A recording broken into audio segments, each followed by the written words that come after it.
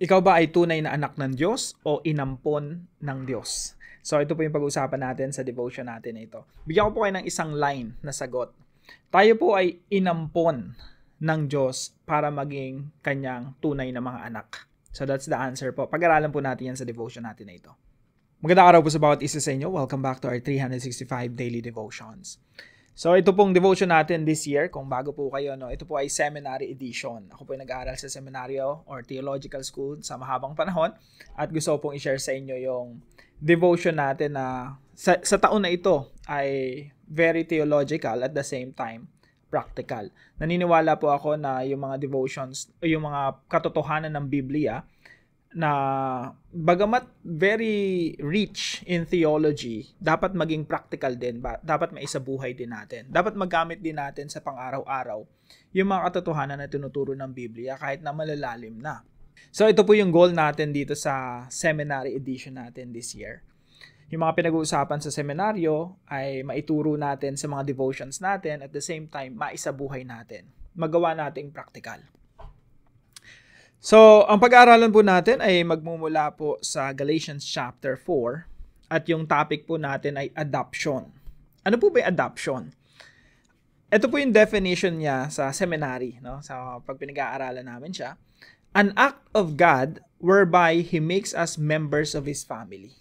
Pag sinabi nating adoption, ito yung gawa ng Panginoon, pagkilos ng Diyos para tayo ay maging membro ng kanyang pamilya.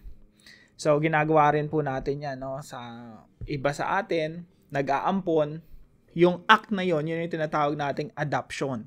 Yung pumupunta tayo sa orphanage o sa mga kakilala natin, aamponin natin, tapos magkakaroon ng legal signing. May mga dokumento na pipirmahan para legally maging anak mo yung isang tao. Now, ganun din po sa atin sa relasyon natin sa Diyos. Inampun po tayo ng Diyos. Hindi naman talaga tayo anak ng Diyos eh. Meron lang isang anak ng Diyos. At yun ay ang ating Panginoong Jesucristo. Kaya ito po yung una nating teaching ngayong araw bago natin basahin yung verse natin. There is only one Son of God. Isa lang po talaga ang anak ng Diyos at yun ay ang ating Panginoong Jesucristo. Now tayo po ay mga nagrebelde, naging kaaway ng Diyos. According to Ephesians chapter 2, hindi talaga tayo mga anak ng Diyos, tayo mga kaaway ng Diyos. Dahil tayo nagrebelde sa Kanya, kahit pansinin niyo po yung dati nating pamumuhay, punong-puno ng kasalanan, malayo sa Diyos. Hindi yun yung itsura ng anak ng Diyos yung pagiging anak ng Diyos, rebelde talaga tayo. Pero salamat sa Diyos sa kanyang mayamang biyaya kasi yung kaisa-isa niyang anak, one and only Son, Jesus Christ, ito yung isinugo niya sa mundo. Sabi po dito sa Galatians chapter 4, verse 4 through 6. But when the set time had fully come, God sent His Son, born of a woman, born under the law. Yung Son na po na ito, si Jesus Christ po yan, to redeem those under the law that we might receive adoption to sonship. Dahil sa Panginoong Jesucristo, pwede tayong ampunin. Pag-aralan po nating mabuti yan. Now, sabi po dito sa verse 6, because you are His sons, God sent the Spirit of His Son into our hearts that the Spirit who calls out, Abba, Father.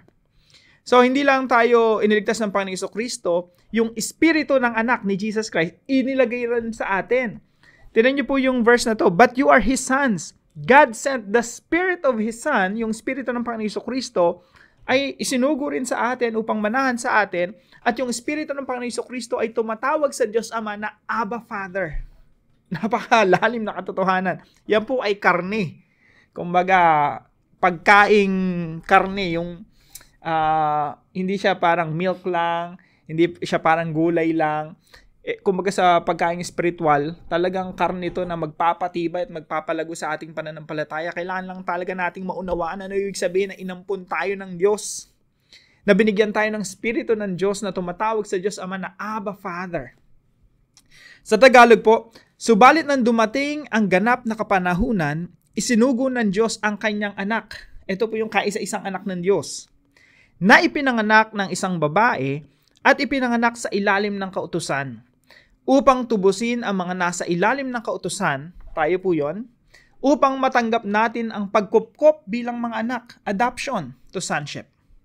At sapagkat kayo'y mga anak, isinugo ng Diyos ang espiritu ng kanyang anak sa ating mga puso na sumisigaw, Aba, Ama.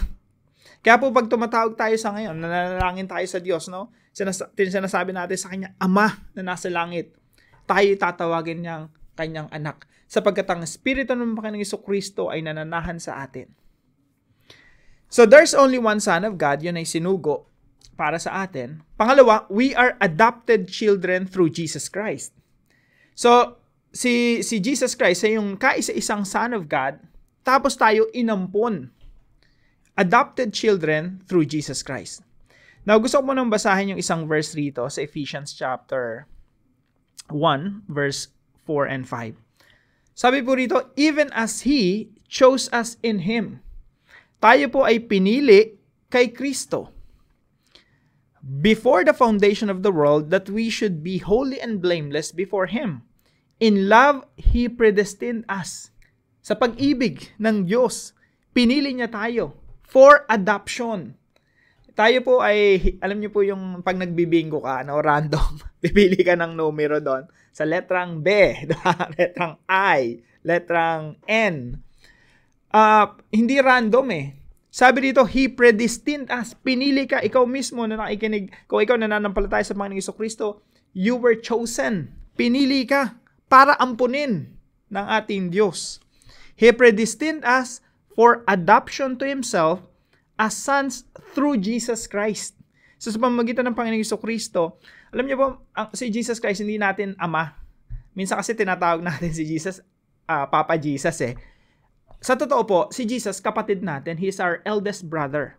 So siya yung kaisa-isang anak na isinugo ng Diyos na matay doon sa krus ng Kalbaryo at sa pamamagitan niya, sa pamamagitan ng dugo ng Panginoong Jesucristo, tayo ay naging kapatid ng Panginoong Jesucristo na itinuturing na mga anak ng Diyos. Kaya sabi po rito, for adoption to Himself, as sons, maging mga anak tayo through Jesus Christ. So sa pamamagitan ng Panginoong Jesucristo. Alam niyo po si Jesus Christ, siya po yung sinugo ng Diyos Ama, namatay doon sa krus ng Kalbaryo. Tapos sa pamamagitan ng dugo ni Kristo, tayo po ay naging mga anak ng Diyos. So, kung tayo po, meron tayong mga tatay or mga anak sa laman, anak sa dugo, yung kadugo mo talaga. Tayo po, naging kadugo natin yung Diyos eh. Hindi through physical blood, sa blood natin, kundi hindi bloodline eh, kundi sa pamamagitan ng dugo ng Panginoong Jesucristo. Ibang klase yung relationship natin sa Diyos eh. Hindi tayo basta inampon lang eh. Naging kadugo tayo because of the blood of the Lord Jesus Christ. So sabi po rito, He predestined us for adoption to Himself as sons through Jesus Christ. Now, sabi po rito, ito po yung pangatlo nating katuruan, we receive the Spirit who cries, Abba, Father. Hindi lamang tayo pinili, hindi lamang tayo inampon ng Diyos para maging tunay ng mga anak. Tayo rin po ay binigyan ng Espiritu ng Diyos. Espiritu ng Panginoong Jesucristo na nananahan sa atin. At yung Espiritu po ng ating Panginoon, siya po yung nagsasabi na tumatawag sa Ama na Abba, Father. Pag binasa niyo po yung Romans chapter 8, sabi po rito, for all who are led by the Spirit of God are sons of God. For you did not receive the spirit of slavery to fall back into fear, but you have received the spirit of adoption. Yung Espiritu ng Diyos, kumbaga sa dokumento, ito yung legal na talagang pinirmahan ng Diyos na legally anak ka niya. Inampon tayo, niyakap tayo ng Diyos bilang mga anak niya, pinirmahan niya yung dokumento, at yung Espiritu ng Diyos, yun yung selyo ng ating pagiging mga anak. Ang tawag po rito sa Bible, Spirit of Adoption as sons. Yung Espiritu ng Diyos, yun yung katunayan na tayo nga ay mga anak ng Diyos. Sabi po rito, Spirit of Adoption as sons, by whom we cry, Abba, Father. Sa pamamagitan ng Espiritu Santo, tumatawag tayo sa Diyos na Abba, Father, Ama na nasa langit. At sabi po rito sa verse 16, the Spirit Himself bears witness, yung Espiritu mismo tumitestigo together with our spirit, that we are children of God. Kaya po sa korte, kung nakaharap ka sa korte, meron tayong testigo, yung Espiritu ng Diyos, yung testigo natin na nagpapatunay na tayo ay mga anak ng Diyos. Kaya po hindi na tayo kailangan magduda, anak ba talaga ako ng Diyos? Meron po tayong testigo, yung banal na Espiritu. The Spirit Himself testifies with our spirit that we are children of God. Bagamat tayo mga kaaway ng Diyos, tayo pinatawad, tayo hinugasan sa ating mga kasalanan, at binigyan tayo ng testigo na tayo inampon nga ng Diyos. The Spirit of Adoption. At ang maganda pa po nito mga kapatid, sabi rito, and if we are children, kung tayo ngayon mga anak, then heirs of God, tayo po ay tagapagmana ng Diyos. Dito po ako na-blown away lagi pag minabasa ko to kaaway ka ng Diyos, kaaway tayo ng Diyos, inampun tayo sa pamamagitan ng kamatayan ng Panginoon Jesucristo dun sa krus, binigyan ng kanyang spirito para katibayan na tayo ngay mga anak ng Diyos, tapos ginawa tayong tagapagmana. Tagapagmana ng ano? Tagapagmana po tayo ng lahat ng pagmamayari ng Panginoon Jesucristo. Ganun po katindi yung biyaya ng Diyos sa atin. If we are children, then heirs of God, and fellow heirs with Christ. Kapwa, tagapagmana ng Panginoong Jesucristo. Yung eldest brother natin, shinare niya sa atin yung lahat ng kanyang kayamanan, lahat ng kanyang pagmamayari, yung buong universe. Kaya po tayo, kumbaga, mas kakainggitan pa tayo ng mga anghel. Dahil ang Panginoong Jesucristo, binahagi, kung ano yung pagmamayari niya, ishinare niya sa atin. Bagamat tayo mga ampon lamang. We are co-heirs with Christ. Napakaganda po, no? Very rich in theology. At ito talaga magpapatibay sa ating pananampalataya at yayakapin natin yung katotohanan. Lord, bagamat kami mga kaaway mo, sa biyaya ninyo, inampun nyo kami. Ginawa nyo kaming mga tunay na mga anak. Ginawa niya kaming tagapagmana. Sino kami para maging tagapagmana ng lahat ng pagmamayari ng Panginoon Jesucristo? That's grace. Pinagpapasalamat natin yan. So bilang application, number 1, stick to our blood relationship with God. Hindi tayo nagkaroon ng relasyon sa Diyos sa pamamagitan ng yung dugo ng tatay natin or sa pamamagitan lamang ng dugo ng Panginoong Jesucristo. Pinagbati niya yung ama sa anak. Kaya po tayo naging mga anak ng Diyos because of the blood of the Lord Jesus Christ that shed on the cross, na nabuhos doon sa krus ng Kalbaryo. Yan po ay biyaya ng Diyos na nakamtan po natin. And number 2 po, rely on our union with Christ. Tayo po ay nakipag-isa na sa Panginoong Jesucristo. Kaya kung ano po yung status ng Panginoong Jesucristo sa harap ng Diyos Ama, yun din yung status natin. Kung papaano ang Panginoong Jesucristo ay anak ng Diyos, tayo rin po ay mga anak ng Diyos. Kung papaano minamahal ng Diyos Ama ang anak, ganun din po tayo minamahal ng Diyos. Napakaganda po secure na secure po ang status natin sa harapan ng Diyos. Kung papaano ang Diyos Ama ay hindi mawawalay sa Diyos Anak at ang Diyos Anak ay hindi mawawalay sa Diyos Ama, ganun rin po tayo hindi mawawalay sa ating Diyos. Yan po yung status natin. We are united with Christ. Isa lang yung status natin ng ating Panginoong Jesucristo. So let's rely on that. Yan po ang pundasyon ng ating Christian life, ng ating pananampalataya. And number 3 po, live a Spirit-led life as evidence of adoption. Isa pong ebidensya na tayo ngay mga anak ng Diyos, tayo inampun na, kabilang na sa pamilya ng Diyos, ay namumuhay tayo ayon sa udyok or leading ng banal na Espiritu. Sabi po dito sa Romans chapter 8 verse 14, for all who are led by the Spirit of God are sons or children of God. Ibig sabihin, if you are being led by the Spirit of God, pinangungunahan ka, pinamumunuan ka, pinaghaharian ka ng Santong Espiritu, yan ay katunayan na ikaw nga ay anak ng Diyos. Kaya kung namumuhay ka ng ayon sa kalooban ng Diyos, yan ay ebidensya na ikaw nga ay tunay na inampon at naging anak ng Diyos. So let's live a Spirit-led life as evidence. May ebidensya po yung ating adoption. Ngayong araw po, ipamuhay po natin yung buhay ng pagiging mga anak ng Diyos.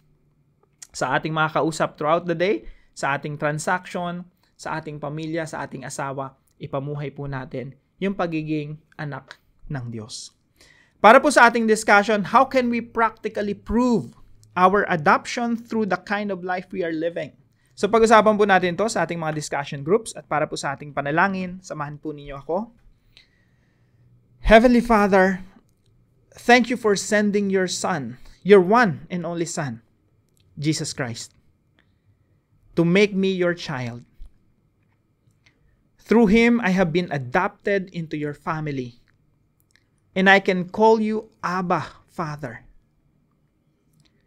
Thank you for the Spirit who lives in me, reminding me of my relationship with you and guiding me every day. Help me to stay close to you, knowing that I am loved and secure in Christ. Teach me to rely on my union with Him and follow the Spirit's lead as proof of my adoption. Let my life reflect my identity as your child. In Jesus' name I pray. Amen and amen. Maraming salamat po sa partner natin sa devotion natin na ito, si Brother Edwin B. Thank you very much, kapatid. Pagpalain ka ng ating Panginoon. At kung kayo po ay may natutunan sa devotion natin na ito, ay palam nyo lang po sa comment section right below this video. And please share this devotion to your family and friends. God bless you po mga kapatid. See you po tomorrow 5 a.m. dito sa ating daily devotion.